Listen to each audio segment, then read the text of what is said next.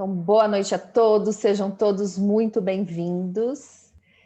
Muito bom ter vocês aqui na segunda-feira à noite, né? Querendo estudar um pouquinho, isso é muito bom para a gente. E é um prazer ter pessoas de outras abordagens hoje aqui. Ai, meu Deus, né? Que responsabilidade! Porque eu sei que tem pessoas aqui que trabalham muito bem o luto também. Hoje a gente vai falar de luto, né? Então, eu sei o quanto que é uma responsabilidade. Quando a Lu falou, vamos abrir para a galera, eu falei, tem pessoa aí que fala de luto também, isso é muito legal. E a gente vai falar, então, na abordagem da TCC, tá? Eu sei que aí tem algumas psicanalistas, talvez de outra abordagem também, mas a gente vai falar do protocolo da TCC para o luto, que foi aí o Rafa falou, vocês poderiam falar sobre o luto. E por que não? Né? A gente está num momento que realmente tem muita gente perdendo entes queridos, e eu acho que é importante, então, falar um pouquinho aí de como que a gente pode trabalhar o luto. Eu fiz um resumo também escrito e depois eu mando lá no grupo para vocês, tá bom? Então, o luto, qual a grande diferença, né, quando a gente fala de luto? O luto, ele é diferente quando a gente fala em depressão maior, né? Então, a gente já começa diferenciando aí. O DSM-5, que a gente utiliza muito na TCC, ele vai diferenciar. Então, quais são as grandes diferenças que aparecem aí do luto e dos episódios de depressão maior? Quando a gente fala em luto, a gente fala de vazio e perda, tá? Quando a gente fala de depressão maior, a gente está falando de humor deprimido, a gente está falando de incapacidade, de antecipação de visão, a gente fala da tríade cognitiva, né? Visão de futuro, essa dificuldade de ter a visão positiva de futuro, do mundo, do outro e de mim mesmo, tá? Vocês aqui sabem o que é a tríade cognitiva? Mesmo quem não é Eu não sei. TCC? Não. Tá. A tríade, a gente fala que é um triângulo, ou a gente pode usar até o símbolo da psicologia, né? Que os 3 pilares lá. E a gente fala a visão que nós temos de nós, a visão que nós temos de futuro e a visão que a gente tem do mundo, do outro, tá? Então, quando essa visão ela é negativa, aí a gente pode falar em depressão, tá? Quando ela tá ali mais pro negativo. Então, essa é uma forma resumida de falar da tríade cognitiva. E a TCC, ela trabalha muito em cima disso, tá? Então, a gente sempre trabalha com os nossos clientes a tríade cognitiva. Qual a visão que ele tem de si, qual a visão ele tem do mundo e dos outros e qual a visão que ele tem do futuro. A gente também trabalha outras coisas como a crença, né? Que também vai ser importante aqui no luto. Outra diferença de luto e depressão maior. O luto, ele tem uma disforia que pode diminuir ao longo dos dias e da semana, aparecendo em ondas associadas a lembranças do falecido ou daquilo que foi perdido. A gente precisa lembrar que o luto não necessariamente tem relação com o falecimento, mas com uma perda. Pode ser a perda de um relacionamento, de um emprego, vai depender de como aquela pessoa encara ali aquilo que não faz mais parte do dia a dia dela, tá? E na depressão maior, humor deprimido, persistente, não relacionado a pensamentos ou lembranças específicas. Então aí a gente pega bem a diferença do luto para uma depressão maior, tá? Outra diferença. A dor do luto pode vir acompanhada de um humor positivo. Quando na depressão maior, a infelicidade e a angústia ela é generalizada. Então, a gente vê que realmente não tem oscilação. Ele vai cada vez mais aprofundando nos pensamentos negativos e no humor, tá? O luto, ele tem uma autoestima preservada. Então, vocês vão ver que quem está passando por um processo de luto não mexe com a autoestima, quanto que na depressão a gente sabe que isso mexe bastante aí na questão da autoestima. Então, essa é uma coisa que a gente vai ver bastante no paciente, tá? O pensamento de morte no luto pode ser unido ao falecimento, tá? Quanto na depressão, esse sentimento de morte acaba com a própria vida da pessoa, devido ao sentimento de desvalia. Então, a gente vê que tem diferenças. Por isso que a gente fala que o luto ele tem começo, meio e fim. Tá? Quando ele se estende demais, aí a gente acaba indo para a depressão, conforme o DSM vai orientando a gente também. Até aqui, alguma dúvida para vocês?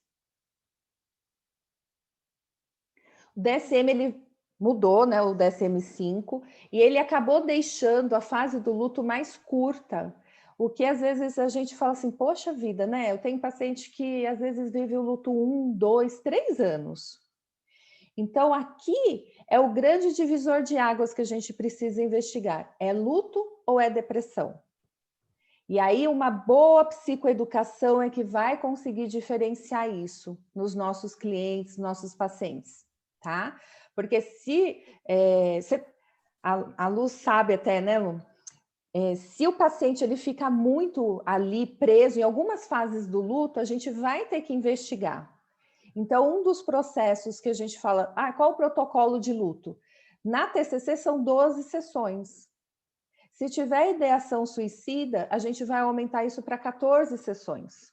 Então, a gente só põe mais 2 para investigar isso. Se comprovar, isso pode aumentar, se ele não tiver evolução, né, ele pode aumentar as sessões. Mas, no geral, a gente está falando aí de 12 a 14 sessões. Então a TCC, né, tirando o mito aí, então a TCC só trabalha o aqui e agora? Não, mas a gente trabalha a queixa aí do nosso cliente, tá? Se ele tiver reincidências de luto, a gente vai investigar a crença dele, que é instalada lá na infância, e aí a gente vai fazer todo um trabalho. Alguns casos a gente vai aplicar esquema. Quando a gente foi estudar o enlutado, a gente viu que muitos psicólogos vão pelo esquema. Então, a teoria do esquema, vocês conhecem? Tem gente aqui que não conhece? É uma teoria da terceira onda, né? Dentro da TCC, surgiram outras teorias para apoiar. E uma delas é a terapia do esquema, que eu sou apaixonada, vai ser minha próxima pós, estou esperando acabar esse ano doido de novo que nós estamos tendo. Tem a aceitação e compromisso, que a Rê está fazendo agora, tem compaixão. Então, são linhas complementares que nos ajudam dentro da TCC. Mas, por exemplo, psicanálise, os psicanalistas usam muito esquema, Paty e Andréia, usam bastante. Depois eu vou mandar até um vídeo de um cara que eu gosto muito, ele faz uma análise com visão esquema, mas ele é psicanalista, então é muito legal, eu aprendo uma série de coisas com ele. Então é bem interessante. Quando a Rê tá falando aí do luto, né, a questão da psicoeducação, a gente falar isso todas as supervisões, é fundamental, porque o nosso objetivo é fazer com que o paciente ele possa autogerir os seus conflitos e suas dores, né? Então ele precisa entender, eu estou no luto ou estou na depressão? Então esse roteiro, essa explicação que a Rê deu, a gente faz com o paciente. Deixa eu te explicar a diferença de um luto e a diferença de uma depressão. E aí ele mesmo fala, eu me identifico, né? Quando a gente fala de um luto, eu sempre falo muito para os meus pacientes, falo, olha, o luto é muito comum, pelo menos um ano, você ainda viver ele de uma forma intensa. Por quê? É o primeiro Natal, é o primeiro aniversário, é o primeiro dia que você vai entrar naquele lugar, é o primeiro tudo. Então, fica ainda tudo muito presente, né? Então, você vai ter que elaborar naquele momento essa ausência. E aí, nessa elaboração que nós vamos perceber, né, R vai passar tudo, as distorções que nós temos. Tem gente que tem distorções tão profundas que entra num processo de depressão. Outros conseguem significar essas distorções, criar respostas alternativas e superar e ultrapassar. Isso mesmo. Então, vamos lá no protocolo mesmo, né, das 12 sessões, como que isso funciona. Primeira sessão, na TCC, a gente vai já aplicar as escalas de Beck. Então, BAI, BDI, BHS, que é a escala de ansiedade, dos pensamentos depressivos, né? E ali de se tem ou não uma predisposição aí a uma desesperança ou um suicídio, tá? Então, a gente já vai aplicar, e no caso do luto, é recomendado aplicar todas as sessões. Então, nesses casos, se recomenda aplicar em todas as sessões, até para a gente conseguir mensurar, tá? A evolução daquele paciente, como que ele está indo, como que ele está se comportando dia após dia. Aplicou, a gente sempre orienta aqui no grupo, corrige na hora e já dá o feedback para aquele paciente. Por quê? Porque se ele tiver... Desculpa, o Paty, Andréia, a Andréia acho que conhece, né, as escalas de Beck. Quando você esteve na clínica, a gente mostrou, né? Patrícia, você conhece as escalas de Beck? Eu conheço, já tive contato sim com elas. É que hoje eu não uso muito, enfim, até porque eu tô numa vibe diferente aí, mas Sim. conheço sim. Uhum. Tá, então tá bom. Então, a gente usa muito nesses casos, tá? E na TCC a gente vai aplicar aí todas as semanas. A gente vai fazer, então, aí o risco de suicídio, se existe ou não. Se vocês perceberem que tem pensamento suicida, ideação suicida, que aquela pessoa está indo por um caminho assim, eu sou totalmente culpado de tudo que aconteceu, eu não mereço mais viver, e tem planejado coisas assim que levam a crer que realmente é verdadeiro, aí a gente também vai ficar de olho nisso e vai fazer o aumento do protocolo para 14 sessões, tá? Nesses casos de suicídio ou de ideação suicida, a gente precisa ter o contato da família, entrar em contato, chamar. A gente chama uma pessoa para ser o resgate. É muito usado no processo do luto, uma pessoa que vai estar ali para nos amparar. Essa pessoa a gente vai conversar com ela enquanto psicólogo, vai orientar, falar tudo o que está acontecendo, passar o contato e deixar esse contato aberto. Aí a psicanálise enlouquece para aquela pessoa, porque se acontecer alguma coisa, ele pode entrar em contato com o psicólogo, tá bom? E quem vai falar quem é essa pessoa é o nosso cliente, é ele que vai falar se é um parente, se é um amigo, é ele que vai eleger essa pessoa, tá? No caso do suicídio. A psicoeducação entra aí, então, nas 4 primeiras sessões, importantíssimo falar a diferença, então, dessa depressão e do que é o luto. E a gente vai falar o passo a passo, psicoeducar o nosso cliente e falar para ele, olha, é normal tudo que você está passando. Estranho seria não passar por isso, não sentir isso. E a gente precisa acalmar o nosso cliente exatamente nesse sentido, de que se você não tivesse sentido nada, aí a gente ia pensar em alguma coisa pior, mas tudo bem, eu entendo a sua dor. E alguns casos a gente vai ter que acolher muito. Então, sem ansiedade, calma. Não está tendo evolução, é normal.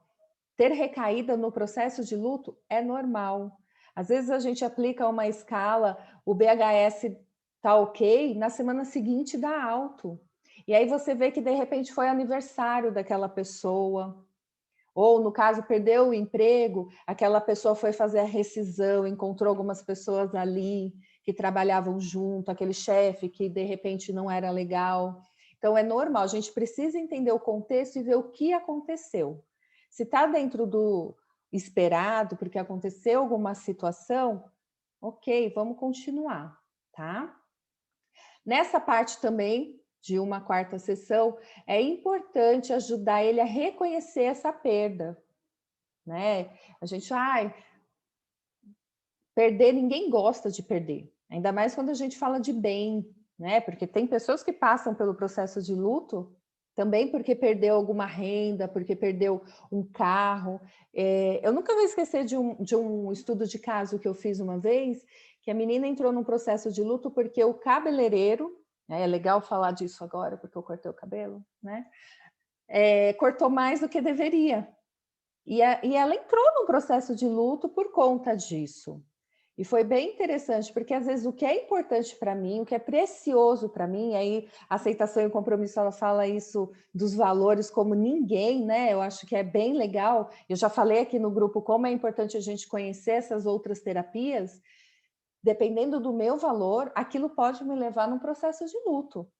Tá? Assim como tem pessoas que perdem uma pessoa próxima, uma pessoa querida, e não entra num processo de luto. A gente enxerga que faz parte da vida, tudo bem, eu entendo. Ok, tá? Então, nessas primeiras sessões, a gente vai psicoeducar, a gente vai explicar a diferença aí, o que está acontecendo com esse paciente. Se tiver ideação suicida, a gente vai ter que ter um controle maior com esse paciente, tá? E vamos identificar as distorções cognitivas. Quais são esses pensamentos disfuncionais que esse paciente está tendo? Então, que tipo de pensamento... Só lembrando, né? Se tem ideação suicida, nós vamos entrar na aula que tivemos semana passada, né? Que nós fizemos o protocolo de suicídio. Então, aí vai entrar nessa fase, tá bom? Isso mesmo. E aí, a gente vai, né, para as próximas sessões, até a 8ª, trabalhando muito distorção cognitiva. A TCC, ela tem hoje aí 18 distorções cognitivas comprovadas pelo Beck, que a gente trabalha, como o IC, adivinhação do futuro de forma negativa, catastrofização, do tipo deveria, a gente tem vários aí. E vamos trabalhar, identificar quais as distorções que esse paciente está apresentando, o que está aparecendo aí. E conforme a gente vai percebendo essas distorções, a gente vai vendo como que está a tríade cognitiva e os pensamentos desse cliente. Então, o que a gente faz a partir da identificação da distorção cognitiva? O famoso RPD com debate socrático, né? Então, o registro de pensamento disfuncional com o debate socrático, que vai ser importantíssimo. Então, vamos pegar um exemplo aqui. Vamos dizer que a Luciene, ela perdeu o cachorrinho dela. O cachorrinho foi atropelado e morreu, tá? E aí a Lu tá no processo de luto. E ela chega para a terapia e fala assim, ó o pensamento automático, a culpa é minha, porque eu não salvei o meu cachorro, né? Então, qual a distorção que ela está tendo aí? Que crença, né, tá por detrás disso? O que se comprova que a culpa realmente foi dela? Aí eu falo assim, mas como assim a culpa é sua? Aí a Luciene fala assim, eu deixei o portão aberto e ele saiu correndo, o carro passou. Poxa, mas não foi uma fatalidade? E a gente vai entrar no debate socrático com esse cliente, justamente para ele entender que, infelizmente, lógico, fatalidades acontecem, mas que ela não é a culpada pela morte desse cachorro. Porque se ela não mudar esse pensamento, achando que ela é a culpada, ela pode entrar num processo de depressão, sim. É porque a culpa, né, que é muito comum nos casos de luto, quando ela vem de uma forma 100%. A gente usa Sim. muito isso, né? De 0 a 100, como você está se sentindo, né? A gente usa muito a mensuração. Não, eu me sinto 100% culpada pela morte dessa pessoa, desse animal, por ter feito isso e ocasionou esse luto. Toda a situação, ela nunca é 100% só da pessoa. Porque em alguns casos, eu deixei o portão aberto? Sim, mas não foi só o portão aberto, foi o carro que atropelou também. Então, eu divido esse fardo. E só de quando a gente faz o debate socrático e a pessoa percebe, poxa, não é 100, mas é 50. Eu não vou tirar toda a dor, porque tem dores que às vezes a gente não tira, né? Sim. Fico pensando, às vezes, em casos que eu já tive de mães que os filhos cometeram suicídio e essas mães se sentem culpadas por conta da perda do filho. Porque eu briguei com ele, porque eu não estava lá, porque eu não fiz isso, porque eu não fiz aquilo. Isso é muito dolorido. Para mim, hoje, eu acho que é um dos casos que eu tenho que é mais difícil de lidar, né? Quando chega uma mãe, um pai que perdeu uma pessoa por suicídio. E aí você fala assim, não foi só você. Porque não adianta você falar assim, não, você não tem culpa de nada. Ela não vai aceitar. Mas quando você começa a dividir os fardos, ela começa a entrar numa calma. E quando eu diminuo as minhas distorções, eu consigo, né, a nossa cognição, ela fica aberta para compreender novos conceitos e olhar a vida de uma forma diferente. Por isso que é tão importante a psicoeducação das distorções. Se não tiver claro para esse cliente o que é uma distorção cognitiva, ele não vai mudar esse pensamento. E como ele está num sofrimento muito grande, ele vai ficar resistente. Talvez a gente use mais de 1, 2 sessões para isso. Mas o importante é deixar bem claro com aquele paciente, com aquele cliente, que essa distorção é que está levando ele para essa emoção. E, consequentemente, tem o comportamento aí, né? Porque a gente vai ter que psicoeducar sobre os comportamentos que estão vindo. Então, se tiver a ideação suicida, o comportamento ele vai ser importantíssimo. E a gente vai ter que observar, ter um olhar muito atento para isso, principalmente para o comportamento. Sei que a gente da TCC não gosta muito, mas a gente vai olhar para o comportamento, tá? E nessa fase aqui também, que vai entrar ali justamente a pessoa que a gente vai nomear para o resgate, tá? Então, é aqui que a gente faz o contato com essa pessoa, que vai ser a pessoa de apoio nosso, ela faz sessão com nós 1 vez por semana, né? Alguns protocolos falam que as 3 primeiras semanas precisam ser 2 sessões por semana, no caso de luto, tá? A partir da 4ª semana, a gente passa para 1 sessão por semana. Então, você vai avaliar ali na primeira sessão, quando você fizer uma anamnese PADESC bem feita com esse paciente, você vai ver se ele precisa ser 2 vezes por semana ou se ele vai precisar de 1 vez por semana. A PADESC, vocês conhecem essa anamnese? Ela é uma anamnese bem completa e a gente gosta muito de usar ela justamente por conta disso, tá? Eu lembrei, né? Eu tive esses dias, por conta da pandemia, a gente tem tido muitos parentes, né, que têm falecido.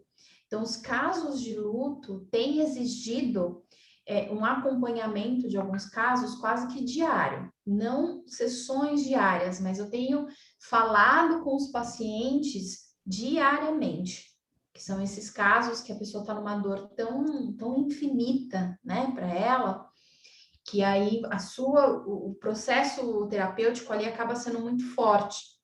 Então, no final de semana tem sido muito tenso. Até porque a gente está numa atmosfera de morte. É o que nós estamos vivendo, né? Perder alguém, a gente sempre perdeu, mas tanto como agora, né? Tem sido uma experiência que nós nunca vivemos. Eu até comentei aqui no grupo de uma pessoa, falou assim, eu queria uma psicóloga especialista em Covid. Eu falei, nossa, já tem essa formação? Não estou sabendo ainda não, né? Eu falei, nem sabemos ainda direito como essa doença funciona, toda hora muda de padrão, de forma. O que eu sei... Cepas, né? Cepas.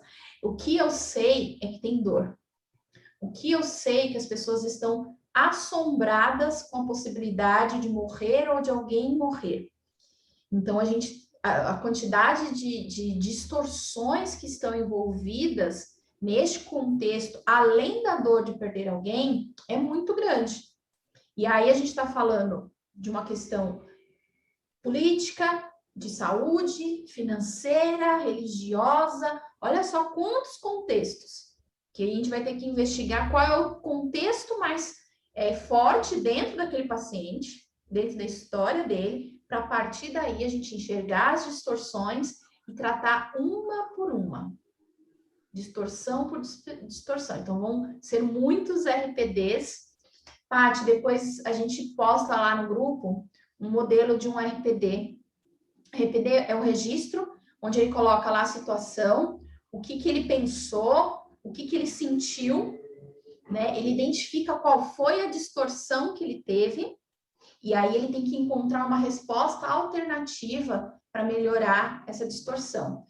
Lógico, desse item de identificar até encontrar, aí a gente entra aqui o que a Rê falou, né? O debate socrático, que vai ajudar a construir todo esse movimento, tá bom? Aí você fica lá com o modelinho para você dar uma olhadinha e conhecer.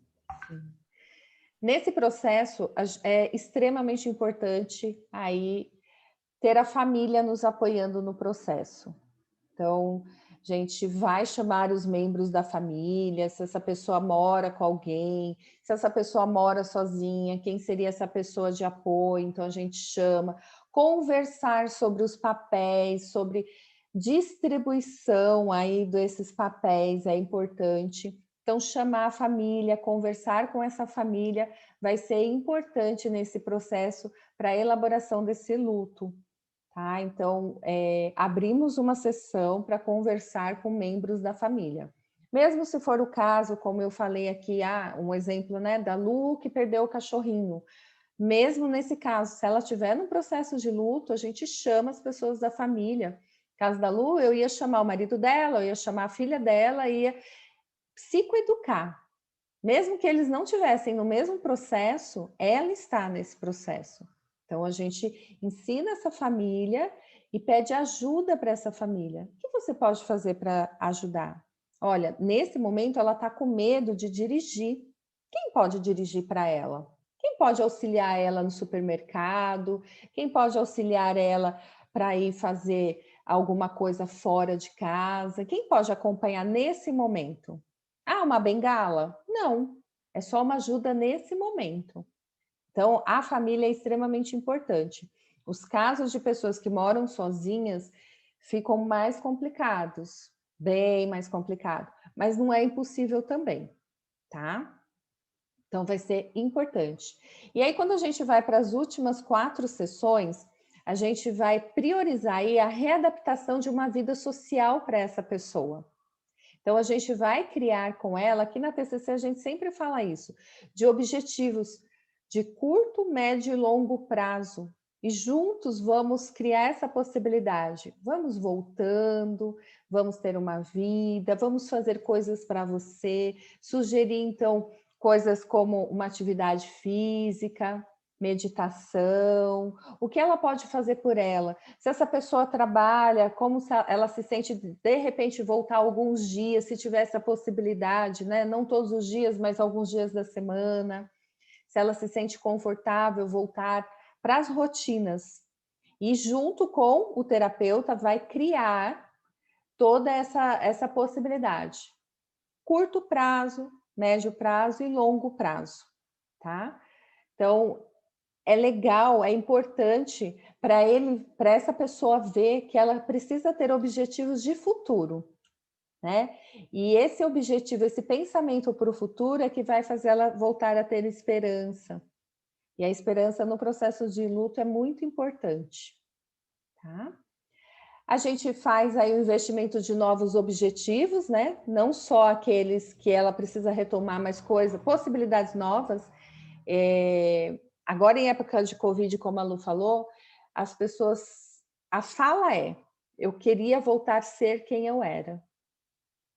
E aí eu sempre falo assim, mas eu quero que você seja melhor de quem você era. Né? E a pessoa, é verdade, porque eu estava estressada, eu estava trabalhando igual uma louca, eu estava isso, eu estava aquilo. Então vamos buscar esse melhor de quem você era antes do Covid? Não vai ser bem bacana? Não vai ser mais proveitoso? Não é mais compassivo com você? Porque você teve uma experiência quase morte. E agora você quer voltar para aquela vida estressante, que você não tinha horário para nada, que você só trabalhava? Não, vamos proporcionar uma vida melhor. E aí você ajuda esse cliente nessa fase justamente a ter esse papel, tá? E trabalhar a recaída. O TCC sempre trabalha a recaída. Quando a gente entra no processo de trabalhar a recaída, ele passa para quinzenal. Então, são as 3 últimas semanas, né? Então, as 2 antes, quinzenal, que vai dar 1 mês, e a próxima depois de 1 mês. E se tudo estiver ok, a gente dá alta para essa pessoa, tá? Não, a gente aplicou as escalas, está tudo ok, baixou bastante, ok, você está bem, e bola para frente, vamos viver, tá? E quais as ferramentas que a gente pode utilizar nesses 12 encontros, né? Que a gente vai ter, ou 14, talvez mais, gente, vai depender muito de como essa pessoa chegou para vocês, e isso é sempre importante falar. Todo protocolo tem sessões fechadas, mas no dia a dia a gente vê que realmente às vezes não dá para fazer dessa forma, tá? Um deles é cartão de enfrentamento. Cartão de enfrentamento vai ser fundamental no processo de luto. A psicanálise usa cartão de enfrentamento, Paty?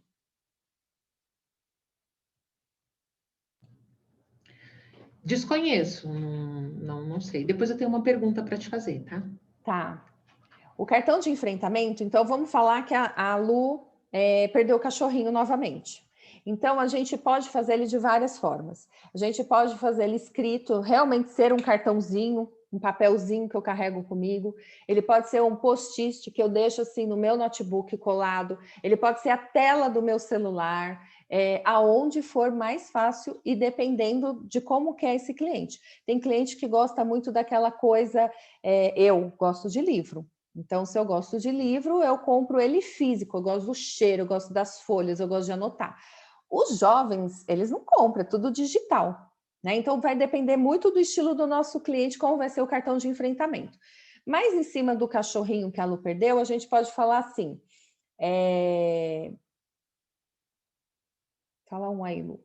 Quais as evidências de que realmente a culpa é sua?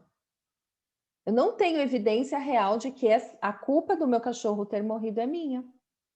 Porque se o carro não tivesse passado naquele momento, ele não teria falecido, né? Ele não teria morrido. Qual outra frase? Porque geralmente é uma frase que vai para me empoderar, para eu enfrentar aquela situação que eu estou vivendo, tá?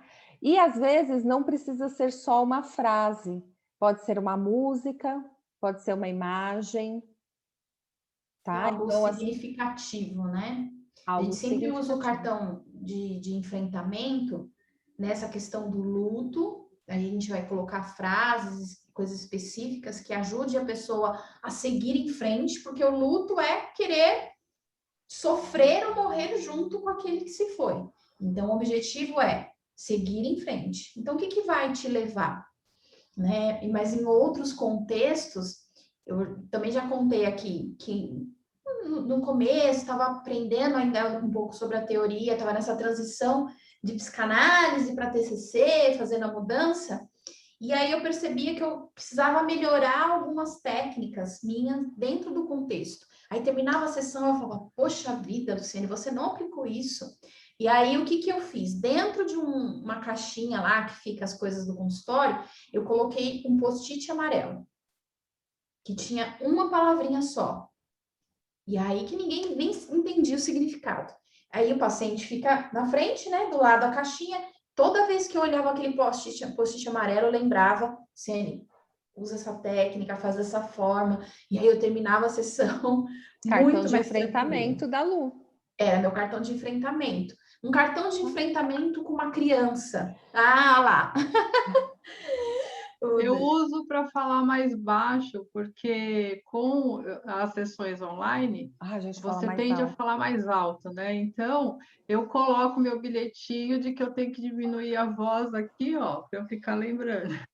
Verdade. Cartão de enfrentamento com crianças, né? Inclusive, crianças num processo de luto. Muitas vezes a gente trabalha o quanto aquela pessoa foi importante. Às vezes a gente usa uma fita, às vezes é uma boneca, às vezes é um desenho. Então, a gente vai adaptando conforme, mas aquilo vai... Porque nós temos essa questão do visual, né? Sim. Do quanto a gente se apega. E no luto, isso é muito forte, né? O cheiro da roupa da pessoa, né? Aquela cama, aquela caneta, aquele presente que a pessoa deu, aquele vídeo, aquela foto. Sim. Isso é muito forte. Então, nós vamos ressignificar. Muitas vezes, até aquele objeto que hoje representa dor, a gente vai ressignificar para trazer conforto. Tá vendo essa foto que você quer manter do lado da sua cama?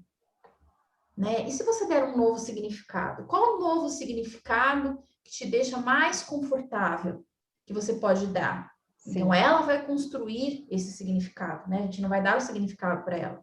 E então, foto ela é muito comum, né? Com aquela eu vou pessoa. olhar, então, para essa foto e toda vez que eu olhar, ao invés de pensar no que ela não está mais aqui, mas do quanto esse dia foi importante, né? Do quanto eu aprendi. Então então vamos falar mais sobre isso.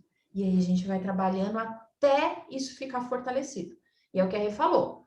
Tem um protocolo, mas tem paciente que vai demorar 1 ano, tem paciente que não vai estar pronto para alta, né? Então, tem paciente que não vai entrar na TCC, e aí você vai ter que usar técnicas de outras abordagens. Tudo isso pode acontecer. Tudo isso pode acontecer. Verdade. Porque a dor, ela é muito diferente de pessoa para pessoa. É verdade. Então, pensando em técnica, cartão de enfrentamento, psicoeducação, gente, psicoeducação sempre, tá? Então, vai fazer psicoeducação com ele várias vezes, quantas vezes precisar. O registro de pensamento disfuncional com debate socrático vai ser importantíssimo durante todo o processo. Alguns processos a gente vai fazer o roleplay, que na psicanálise também usa, né, Paty? No RH a gente usa, né, o roleplay. É a dramatização. Dramatização. Sim, eu uso em RH. Então a gente também usa nesse caso, tá? A gente também pode usar aqui, nas sessões, descoberta guiada, para ele entender todo esse processo, para ele entender toda essa distorção, todo esse sofrimento. Então, a gente faz a descoberta guiada, a flecha descendente, tá? Então, são técnicas que a gente pode usar aí em todo o processo do luto. E dessensibilização sistemática. Então, essa vai ser importante porque a gente vai usar muito para ele voltar a ter a vida como ele tinha antes. Tá? Então, alguns casos mais sérios, mais graves, a gente faz junto com o nosso cliente. Eu acho que foi semana passada que você falou? Não, foi no grupo o outro grupo, né, Lu? Que você falou, não, vai com o seu paciente aqui, ó, é online, não tem problema. Então, você pega o celular e vai com ele, vai até a portaria. Era um caso de fobia social. Tem problema, vai com ele junto. E hoje o mundo online, ele está possibilitando melhor até a gente fazer isso com o nosso cliente. Antes a gente inventava, não, vamos comigo ali no bazar comprar uma bala. Agora você entra lá e pede a bala, né? Ó, tá aqui o dinheiro, paga a bala. Vamos ver como que é. Com fobia social a gente faz muito isso, né? Com autista também a gente utiliza essa técnica demais, tá? Na parte comportamental. E no luto a gente também, em algumas sessões, a gente pode fazer. Tá? Você precisa voltar a pegar Uber e de repente a pessoa não está conseguindo pegar Uber, ela tem muito medo, a gente não sabe. Vamos falar que por acaso ela sofreu um sequestro relâmpago e foi dentro do Uber. E a gente vai ter que trabalhar novamente com esse cliente, voltar a pegar Uber. Não são todos os Ubers que são do mal, tem alguns que são do bem. Tá? E aí olhar, né, Rê, até as comorbidades que muitas vezes esse luto traz. Sim. Porque não pode, às vezes não é só a depressão. Eu posso ter, como a Rê falou, um TEPT, né? Eu posso desenvolver uma ansiedade social. E aí tudo isso você vai trabalhando muito com o paciente. Senhor, vamos comprar, Corélio? Oi, Matheus. Você desliga um pouquinho só o áudio, aí a gente já fala com você. Se a gente puder falar, explicar, na verdade, a gente tem que explicar. Falar, olha, por conta disso, você desenvolveu tal situação. Então, vai muda inclusive o protocolo de tratamento, a gente vai precisar de ajuda de outros profissionais, como, por exemplo, um psiquiatra, às vezes um nutricionista, porque tem gente que está num processo de luto e acaba desenvolvendo uma compulsão alimentar.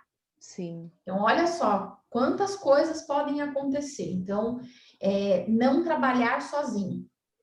Às vezes esse processo foi só o gatilho para outras coisas que estavam ali meio quietinhas. Então, por isso que a psicoeducação vai ser importante, avaliar, observar, ter esse olhar clínico e compassivo, de empatia com ele, vai ser fundamental. Então, vai ser extremamente importante. A técnica, ela é super bacana e funciona, mas a gente precisa ver em que momento o nosso cliente vai estar. E todas essas que eu falei, ela super faz parte da TCC, né? Então, mas no luto, ela vai ser fundamental. Então, às vezes, eu vou ter que fazer algumas exposições com o meu paciente, porque se foi um paciente, por exemplo, que perdeu um ente querido de Covid, ele vai estar morrendo de medo de ser contaminado e morrer também. Ou de um filho, a gente não sabe com quem ele está ali na casa. E a fobia social, né, a ansiedade social, ela pode vir muito forte, dela não querer mais sair de casa. Então, a gente vai ter que fazer todo esse processo com os nossos clientes. Se for Ou de online... toque, né? O que tem de pacientes com toque Nossa, por conta do Covid, muito. limpa até a alma, assim, e acha que Esses não limpa. pacientes, eles não estão vindo para o consultório, porque eles estão com medo de vir para o presencial, eles estão no online. Então, a gente usa essa ferramenta tão abençoada hoje em dia a nosso favor, né? Eu vou te chamar, seja pelo Zoom, instala no celular. Ah, é pelo Skype? Instala no celular. É pelo WhatsApp? Instala no celular, gente. Vocês vão com o paciente de vocês. Então, você mora num prédio? Então vamos até a portaria. Não, como assim? Então vamos só até a porta do elevador hoje? E aí ele vai É com outro você. protocolo, né? Aí a gente Outro vai entrar em outro protocolo. protocolo. Mas Outra aula. é uma parte que a gente faz também. Se o processo de luto dele envolver isso, a gente vai ter que trabalhar isso também com os nossos pacientes, tá? Mas com certeza existe uma evolução, uma melhora significativa que vai evoluir para a alta, tá?